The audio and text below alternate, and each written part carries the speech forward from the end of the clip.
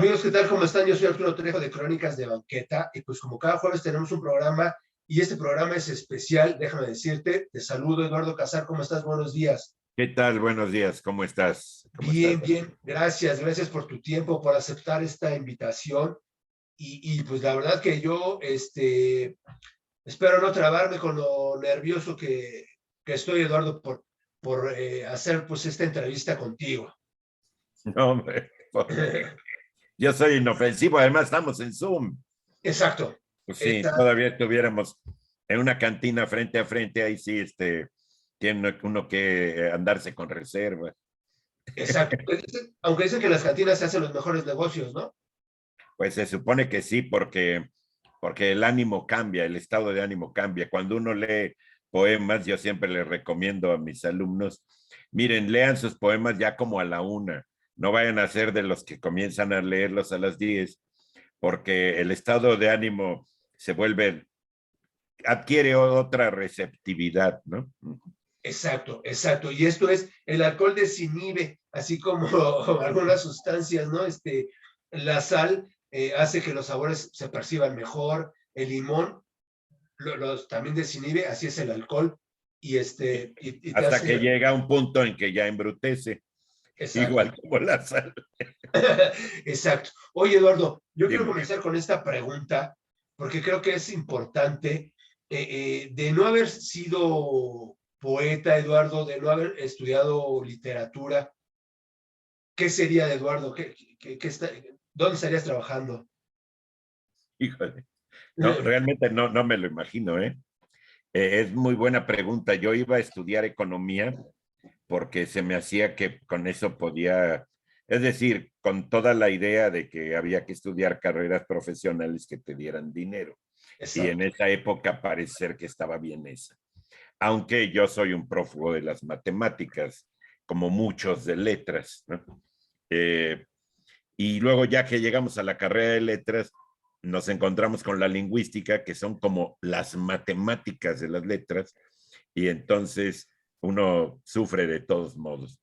No Pero te bueno, salvaste. no sé qué sería, fíjate, no sé qué sería. A lo mejor lo que hubiera hecho es poner un kinder, una cuestión para entretener niños. A mí me gusta mucho jugar y los niños son muy susceptibles a jugar. Ya los mayores también quieren jugar, pero ya no tienen con qué jugar. Entonces, en vez de poner un asilo, a lo mejor yo hubiera sido, así como Schwarzenegger en la película esa, hubiera sido entretenedor de niños chicos. Exacto. Esto dices, hay dos cosas que platicaste. A veces es como decir, sí, pero ¿qué vas a estudiar? ¿No? Pero cuando yo creo que seguramente tú dijiste, voy a ser poeta, te dijeron, sí, pero ¿qué quieres ser? ¿No? Todo el mundo se fija en esta parte de que eso no te va a dejar. Mira, yo vengo de una familia muy permisiva en términos de mi papá y mi mamá. Cuando yo les dije que iba a estudiar letras, pues obviamente me preguntaron, bueno, ¿y eso qué es? Y la verdad yo no sabía tampoco bien qué era, pero sí me había entretenido leyendo literatura, muy contento, y había sido para mí una de las experiencias más intensas, más trascendentes, más fuertes. Y dije, bueno, como de todos modos uno no piensa, yo no pensaba en el futuro en esa época, ni tenía sueños ni nada de alcanzar metas. Yo dije, bueno, voy a estudiar literatura, es eso del lenguaje, los poemas, los cuentos, las novelas, era lo único que yo sabía. Y ellos me dijeron, bueno, pues allá tú. Ciertamente sí, la mayor parte de los progenitores les dicen a sus hijos, bueno, te vas a morir de hambre. Pero a alguien que tiene 17 años no le importa morirse de hambre. Entonces, es un argumento que no es argumento, sino que es una simple amenaza punitiva que no tiene ningún efecto. Es decir, si alguien quiere estudiar violín, pues allá él con su violín. Ahora, yo nunca pensé escribir, yo comencé a estudiar letras simplemente por el efecto que tenía con la literatura como lector. Exacto. Pero ya estando en letras, los cuates más interesantes de mi grupo eran gente que escribía y entonces por imitación con ellos, para no quedarme fuera, que comencé a escribir y en el acto de escribir me di cuenta que uno tiene muchísimas satisfacciones, alegrías, asombros con la escritura. Y entonces ya seguí escribiendo. Yo no soy un escritor profesional, soy un profesor profesional de letras, porque ahí sí me pagan, pero por los allá vamos, poemas no. allá vamos, Eduardo, porque también hay un libro, una novela que te hace pensar más en esta parte de estudiar literatura, que te recuerda el nombre de Rayuela. Sí, bueno, para mí Rayuela, ahí ves aquí atrás, mira donde está mi pulgar, ahí está San Julio Cortázar, este, que para mí fue toda una revolución en términos de pensar las cosas más. Es decir, Cortázar me enseñó a dudar, a criticar, a no estar seguro de nada.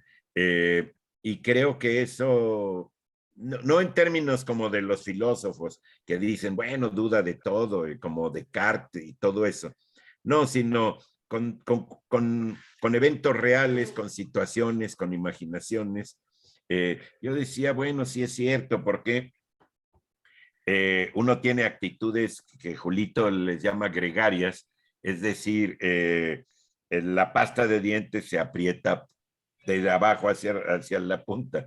Claro, es así, porque si la aprietas al revés te hace un mugrero y entonces ya no la puedes usar. Pero, pero uno no cuestiona, digamos, haciendo imagen con eso, muchas otras actitudes. ¿Por qué hago esto? ¿Por qué respondo así? ¿Por qué eh, eh, coqueteo así? ¿Por qué me deprimo así? Es decir, hay muchas maneras como estereotipadas, lugares comunes de los procedimientos para vivir y la literatura de Cortázar a mí me enseñó que uno podía vivir mucho más animadamente fuera de esos lugares, ¿no? Exacto. Y al igual que Cortázar, porque por ejemplo, bueno, y lo dice el mismo Julio Cortázar, él no era un escritor tampoco, se fue haciendo, ¿no? A través de todas las escrituras. Así es el escritor también, se va formando. Se va formando a través de la práctica. O sea, una carrera de letras es para estudiar literatura y ahí tienes que tener una disciplina y ves libros y anotas fichas y entregas trabajos que te piden. Una carrera, una formación de escritor es algo más parecido a las clases de, en un salón de danza donde se hacen una serie de ejercicios que te extienden la flexibilidad, te dan fuerza, te dan eh, eh, no sé, te dan estabilidad y te dan técnica para luego ya poder hacer los movimientos más insólitos fuera de esos ejercicios. Entonces, el escritor se hace escribiendo, se hace en un constante ejercicio de prueba y error, igual como cuando te ponen a hacer un muro de madera, tienes que cortar las tablas, si las cortas mal no, no empata, o si quieres hacer un librerito como este que está acá atrás, ¿no? Que lo hice yo con Alma, que también es escritora. Bueno, uno no le atina muchas veces y hay cosas, así es la escritura, es algo más parecido a la carpintería y a la danza que a la, no sé, que a la ciencia. Exacto, exacto, algo exacto. Y de ahí tú también, bueno, tú estudias literatura en la Facultad de Filosofía y Letras ahí en UNAM. Así es. Eh, y ahí me quedé estudiando también el posgrado y todo eso, y comencé a ser ayudante de Françoise Perus, una maestra que fue de las primeras que introdujo las perspectivas de la relación entre la literatura y la sociedad, junto con José Luis González, un a grandísimo escritor, grandísimo por su literatura, pero también porque medía como 2 metros, puertorriqueño y ellos, a mí me interesaba mucho esa cuestión social y vincularla con la literatura, porque aunque ahora parezca extraño, en 1970 eso era una novedad y había muchos que se oponían acá y que vamos a ponernos como sociólogos a ver la literatura. Actualmente todos somos medio sociólogos en la medida en la que con una obra literaria nos preguntamos, bueno, ¿y cómo se leerá? ¿Qué impresión le causa al lector? En aquella época la palabra lectura se refería solamente a la alfabetización y no al fenómeno que te sucede cuando estás leyendo, ¿sí? Entonces comencé ahí y ahí me quedé y ahí esa es mi profesión. Junto con eso, pues hago poemas cada vez que se me ocurren, ¿no? Antier hice uno que me gustó mucho, muy chiquito, los voy guardando, los corrijo y luego cada vez que puedo los edito. Exacto. Tú te quedaste ahí, ahora pues enseñándole a los demás, de igual forma pues practicando junto con ellos, y ahí estás como profesor también, ¿verdad? En el UNAM, Sí, catedrático. o sea, yo soy maestro de tiempo completo de la facultad, eh, pero al mismo tiempo he dado talleres de creación literaria en Así la es. Escuela de Escritores de SOGEM, Eso, y como 21 años, talleres, y en las escuelas que SOGEM tenía en provincia, con el auspicio tanto de la SOGEM, la Sociedad General de Escritores de México, como de los gobiernos estatales. Actualmente eso ha desaparecido. Hay muy poca posibilidad económica de la propia sociedad y muy poca voluntad exacto. de fomentar la cultura en los gobiernos estatales, ¿no? Entonces, pero la doble cara, es decir, hablar estudiar la literatura, ver para qué sirve, ver cómo funciona, así como radiográficamente, etcétera, en la Facultad de Filosofía y Letras, y al mismo tiempo estar en contacto con la práctica literaria de los muchachos que quieren escribir, eso a mí me ha dado un enriquecimiento invaluable. Yo realmente me siento muy contento de que por puro azar haya podido correr en dos pistas paralelas que se alimentan una con la otra, ¿no? Ha sido muy dichoso. Y aparte, pues bueno, ¿no? ¿Desde cuándo ha sido tan dichoso de poder estar en un programa en el que sábado con sábado, temporada con temporada, con grandes personalidades también del mundo de la literatura y de la cultura, ¿no? Digamos, hoy que ya no está Nicolás Alvarado, pero estuvo con ustedes, Laura García, que afortunadamente ha estado aquí ya en este programa, Pablo Boullosa, que lo he visto en Poesía por Primavera, ahí en este festival que hace Toño Calera, allá en Sí, La Bota, ahí en la bot. pues ya más de 20 años, ¿verdad? Eduardo, ahí Sí, siendo dichoso. sí, Arturo, mira, nosotros cumplimos este año 20 años de eso. No, no, no es algo que hagamos grandes personalidades de la literatura, porque yo soy el más longevo de ellos. Eh, pero cuando Laura comenzó, tenía 24 años. Nicolás Alvarado tenía 24 años. Pablo ahorita todavía no llega a los 60. Germán anda rozándolos. Es decir, uno va adquiriendo eso con el tiempo también, ¿no? Lo que le llaman tablas, ¿no? Tablas, ¿qué quiere decir? Que cada medio te exige una manera de ser. Yo hice mucho tiempo radio y lo hacía en pijama, despeinado, no importaba, ¿no? La La oportunidad. televisión tiene a la imagen y entonces uno, si quiere jugar ese juego, tiene que entrar al ajedrez de ese juego donde el caballo avanza como una L, donde la reina es la diosa del tablero. Es decir, cada medio te exige restricciones y cada restricción es al propio tiempo una posibilidad de creación, ¿sí? Y es una conversación lo que hacemos. Duramos porque la materia, digamos, como ahora le llaman los contenidos, es el lenguaje y las cuestiones culturales, las cuestiones de los libros, ¿no? Ahí está mi amigo Víctor Manuel Cárdenas, poeta, Gerardo Rodríguez Arcobedo, Enrique Fernández Castelló, amigos míos, escritores con quienes he compartido y he vivificado esta actividad. Y aparte porque, bueno, causa esta empatía con el público y la gente pregunta y la gente cuando es en vivo va, asiste con ustedes. Esto es también lo bonito, lo interesante, que por este medio la gente pues también vaya conociendo y aprendiendo y por la forma de conducción de ustedes. Cada uno tiene como un carácter definido, ¿no? Hay un, digamos, no todo es seriedad y tú lo debes de saber, Eduardo, porque tú eres la parte que digamos, jocosa. Sí, sí, digamos, no, yo no lo hago a propósito, ¿eh? Exacto, entonces O sea, no digo cada 15, cada 3 minutos voy a meter un chiste, sino que cuando entro en el resbaloso terreno de la conversación, no puedo dejar de reaccionar a lo que estoy oyendo.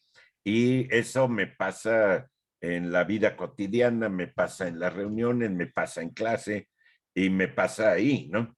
Eh, cada medio, entonces, bueno, te obliga a ciertos comportamientos y como acabas tú de decirlo, el chiste de una conversación ya tan establecida como con personajes, como se vuelve cada uno de nosotros. Cada vez que sale una cosa de la India, decimos, no, pues que lo conteste Germán, ¿no?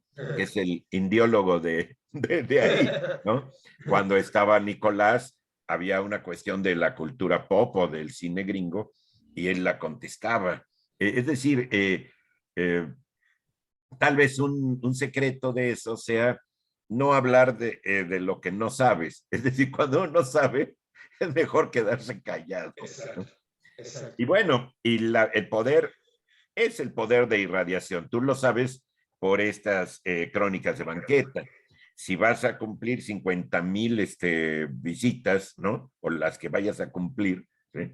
Eso es producto de una disciplina que no estaba proyectada. Seguramente a ti también te asombra, como a nosotros, el hecho de haber ya durado tanto. Primero físicamente. Segundo, que pasamos la pandemia y la pasamos haciendo Zoom, como ahorita nosotros. Y descubrimos este carril, este es un nuevo medio y hay que explotarlo, como cuando se descubrió no sé, el telégrafo, ¿sí? Sí. El mismo teléfono, ¿no? O la televisión. Todo, sí. Cuando se pasó de radio a televisión, que decían cómo era posible que podías estar entretenido con una pantalla. Y hoy, pues, en día, pues creo que esto ha permitido. La tecnología a veces tiene sus pros y sus contras y nos ha ayudado. A ti también en el Zoom, por ejemplo, las clases, ¿no? Las tuviste que dar por Zoom. Sí, sí. Ahora, una clase en Zoom no funciona porque no tienes una retroalimentación. Una clase es un espacio más parecido a un ring de box o Teatro. o a un salón de baile que a una conferencia de información. Es decir, tú puedes ser un locutor y contar que se acaba de accidentar un camión en la carretera de Pachuca, pero eso no te pide lo que estás diciendo ninguna respuesta. Si yo en cambio digo, este poema de Rosario Castellanos para mí es maravilloso, veo y no veo rostros que me digan así Exacto. este movimientito, ¿no? Que digan sí, no, y que se alegren o que vadan la respuesta. Entonces, una clase no funciona. Se vuelven clases de puro carácter informativo. En el caso de la literatura no hay tanta bronca porque además pues ya son ciudadanos los que están en la universidad y son responsables de sí mismos, pero si tú piensas en los adolescentes que lo que quieren en la secundaria, pues es ver a los demás y verse a sí mismos en los demás. Entonces, ahí sí resulta una tragedia. No hay un adolescente normal al que le interese desde el fondo de silla arrodillado el álgebra, ¿sí? A ese niño hay que llevarlo al psicólogo, hay que Sí, tratarlo atenderlo. como niño prodigio, ¿no? Luis Miguelarlo y meterlo en un yate que desarrolle sus talentos, pero no está socializando. Sí. Exacto, exacto. Y esta parte también, la pandemia nos dejó una nueva forma de socializar, ¿no? De por sí, ya también las redes sociales, ¿no? Aunque no estamos juntos, estamos socializando por medio de mensajes, por medio de vistas, por medio de videos, visualizaciones, en las que no pensaríamos que fuera una forma de comunicar, y hoy lo estamos viendo que sí. Sí, sí, no, uno regaña a un adolescente porque está todo el tiempo con el teléfono, pero cuando uno lo está regañando se da cuenta que uno está también con el teléfono, como tú ahorita que estás con el teléfono.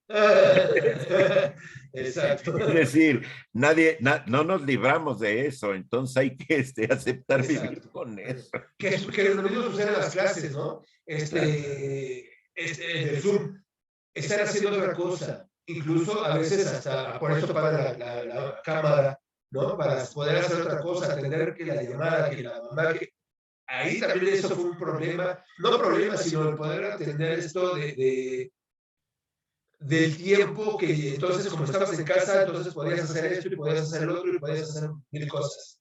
Claro, ahorrabas tiempo, el tiempo de traslado. Y pero, y tenías la ventaja de hablar de un libro y, Ah, y traerlo, ¿sí? exacto. Y entonces decir, miren, pero ese era el mayor rango de movilidad que podías tener. Eh, eh, los adolescentes lo que hacían incluso, hacían eso que hacen en Misión Imposible 3, que para evadir la cámara de vigilancia de un lugar donde tienen que pasar, pues sacan fotos del lugar solito y se los ponen a la esta. Entonces, bueno, hay muchos adolescentes que ponían fotos de ellos muy atentos, como escribiendo, ¿sí? Y y se ponían a oír el último de 21 Pilots, ¿sí? Así es la vida. Exacto. Oye, y también, pues bueno, has escrito y uno de tus libros ya tiene, bueno, tuvo un premio. Ah, sí, el libro se llama Grandes Maniobras en Miniatura.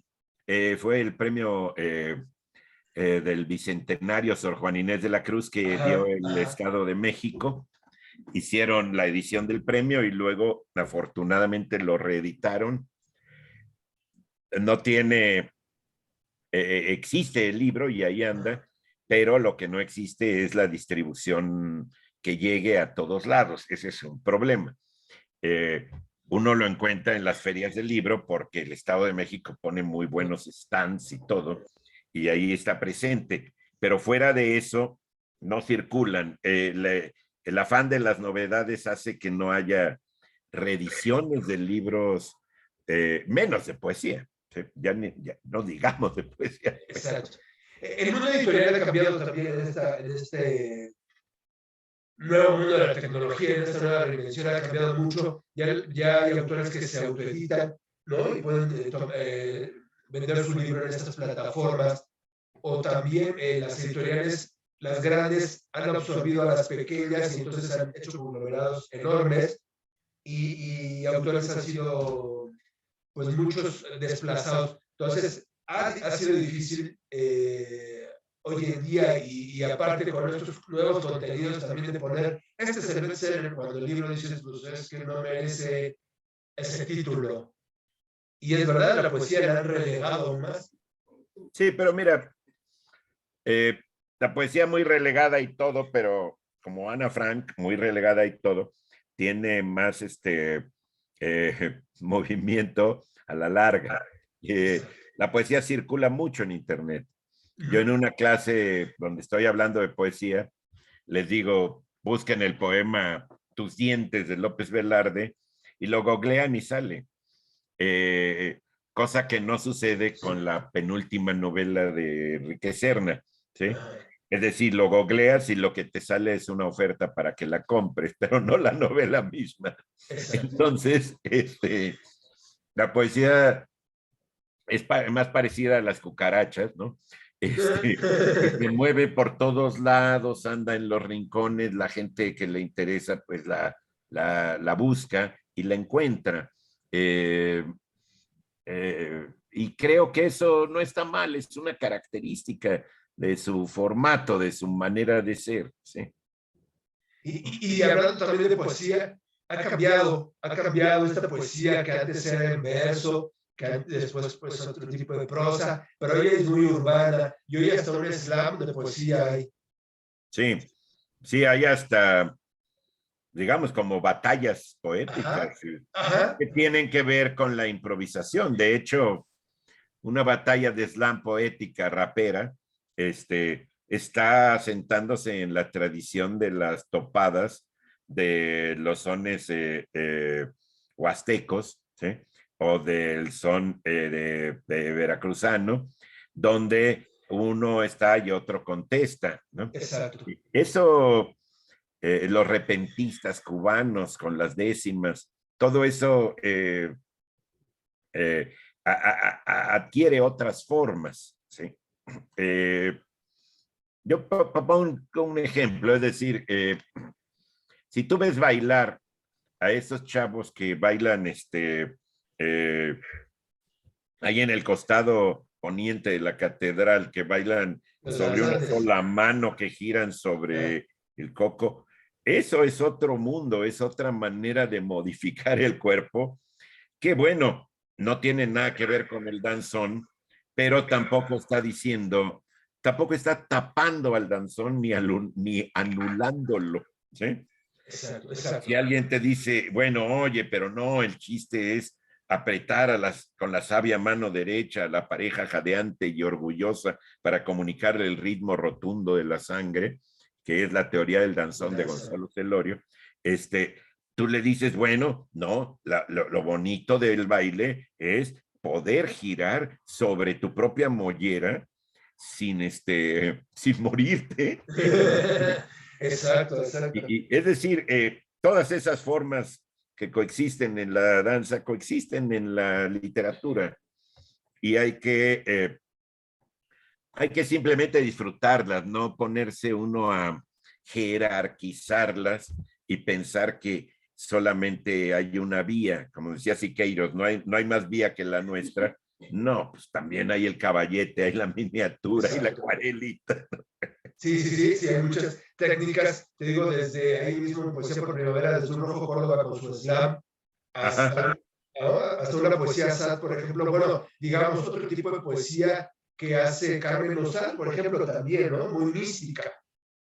Sí, ahora la Carmen no sale al margen del tema, hace muy buenos poemas. Es decir, si hace un poema sobre la fabada, que no sé si lo haya hecho, porque es famosa porque hace una fabada buena, le va a salir bien hecho. Es decir, ante todo es necesario, decía Pepe Revueltas, para que una novela política funcione, primero tiene que ser novela, es decir, tiene que estar hecha como novela, no como política, ¿sí? Exacto. La política les funciona a los políticos, pero si la hicieron como novela no les saldría. ¿Sí? Fíjate, actualmente se habla mucho de la narrativa. ¿Cómo Ajá. cambia la narrativa de un acontecimiento? Son elementos de la literatura que permean actualmente al discurso jurídico, policíaco, mediático todo el tiempo. Claro. En parte, Eduardo, ¿cómo te sientes digo, hablamos de gente que nos podemos ver y conocer a través de un festival que es Poesía por Primavera? anteriormente había como que este grupo, ¿no? De cuando se juntaba, no sé, digamos, la parte cultural de aquella época, Diego Rivera, Frida Kahlo, Tina Modotti, Siqueiros, el doctorado, y demás. Hoy en día, pues estos grupos, como ya somos tantos y hay muchísima variedad, ¿no? En el mundo y en México, otro más, el juntarnos estos nuevas personalidades que forman de la cultura, ¿crees que ahora es como por grupos, como que se va agrupando, va formando comunidades? Sí, bueno, Diego Rivera se juntaba con quienes tenía afinidades electivas, es decir, afinidades que uno elige y que cultiva. Es el caso en cada uno de los ámbitos de la, de la creación y de la expresión humanas. Entonces uno se va juntando con sus propios pares, por así decirlo, ¿no? Actualmente hay en cada estado de la República una gran cantidad de poetas muy buenos. El problema es la difusión y la centralización. La centralización de la literatura pues está en la Ciudad de México, pero también en Nayarit la literatura jalisciense está en Guadalajara y en cada estado está en la capital, ¿sí? Eh, en Chiapas, bueno, está en Tuxtla Gutiérrez y en San Cristóbal. Es decir, según el poder cultural de cada lugar, cada ciudad, va creando vínculos. Eh, Hay muchos poetas, no sé, tamaulipecos, supongo, que ahí están y dan talleres y van a hacer pláticas sobre poesía a Tampico o a donde haya, pero que no los conocemos acá. Un medio como tu programa de banqueta puede ampliar las banquetas y volverlas carreteras y puede entrar en las aceras o en como le llamen a las banquetas en Mexicali, ¿sí? Y eso sería muy bueno.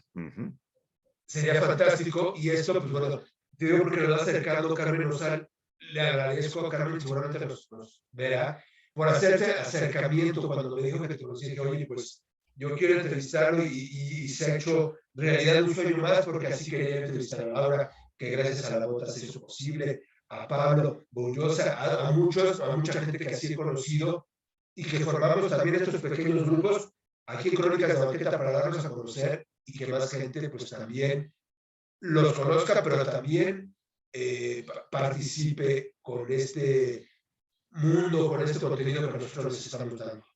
Claro, claro. Para eso son los encuentros de poetas. Los encuentros de poetas a veces no tienen mucho público, no importa. Con que los poetas se conozcan entre ellos, se van creando vínculos, la red se va ampliando. Es una manera de hacer telarañas colectivas y no quedarnos encerrados en nuestra propia telaraña, ¿sí? Papando las moscas que pueda papar la telaraña. Entonces, bienvenidas siempre todas las ampliaciones de registros y cada quien que conserve su propia personalidad dentro de cada una de ellas, ¿no? Claro, yo te agradezco, Eduardo, este tiempo. La verdad es que se pasó rapidísimo y pues por esta plática que para los seguidores y de verdad, pues sigue de dichoso, sigue las clases, más gente, también por ejemplo ahí está Maximiliano Cid, que también ahí estuvo en esta congregación literaria, ¿no? De la revista Igitur, que también, no sé si le diste clases, pero estos medios también pues que sigan existiendo. Claro, van a hacerlo, a pesar de que no seamos nosotros los protagonistas de eso, el medio sí va a seguir existiendo y la telaraña va a poder seguir desarrollándose sin nuestra propia arañez de cada uno de nosotros. Yo te agradezco a ti pues la iniciativa y qué bueno y poder platicar además yo estaba muy cansado después de correr el maratón completo. Entonces, esto ya me ha servido de descanso. Exacto. Gracias, Arturo. Te invito a ti y invitamos a los demás a que, es verdad, el próximo sábado 3 está el maratón. De verdad, ya se les platicaré, pero ojalá que puedas estar o por vía, por Zoom. Ahora que hoy en día todo es esto por línea, ¿no? Está bien. Así llegamos. Uh-huh. Un Sí, abrazo porque fuerte. si la armas en vivo, no hay presupuesto que alcance. Exacto. Exacto. Un abrazo fuerte, Eduardo. De verdad, Un muchísimas abrazo a gracias. ti, Arturo. Gracias. Y nosotros nos despedimos y el próximo jueves tenemos un programa más de Crónicas de la Banqueta presenta. Gracias, Eduardo. Gracias.